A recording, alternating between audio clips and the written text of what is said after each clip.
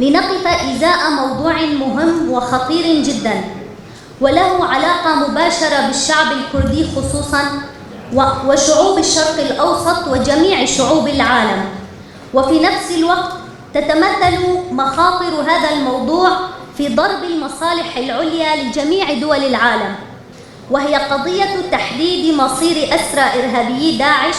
وعوائلهم في سجون ومخيمات روجافاي كردستان وشمال وشرق سوريا. على مدى السنوات السابقة حاول أسرى داعش مرارا الهروب من سجون ومخيمات روجافا، وكان آخرها محاولة الهروب بتاريخ 20/1/2022 من سجن غويران بمدينة الحسكة،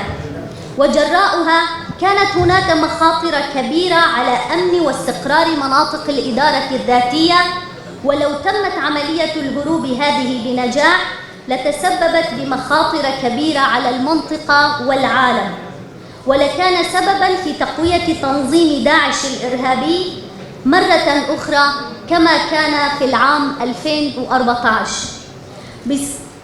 في هذا المنتدى وبسبب هذه المخاوف الكبيرة والتي لا تشمل الكرد فحسب، بل هي خطر حقيقي على جميع مكونات المنطقة بكل أطيافه، يتوجب على الدول الإقليمية والعالمية أن يقفوا حيال هذه المخاطر ويكثفوا جهودهم للوصول إلى قرار جدي من أجل تحديد مصير أسرى داعش وعوائلهم. في هذا المنتدى نحن متأكدون أنه ومن خلال المحاضرات التي ستلقى وأيضا من خلال مداخلات السيدات والسادة الضيوف المشاركين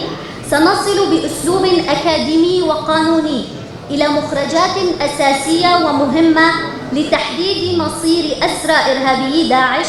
سواء من خلال التأكيد على مسؤولية التحالف الدولي ضد داعش لكي يكثف جهوده، وأيضاً للضغط على المجتمع الدولي لفتح وتوسيع العلاقات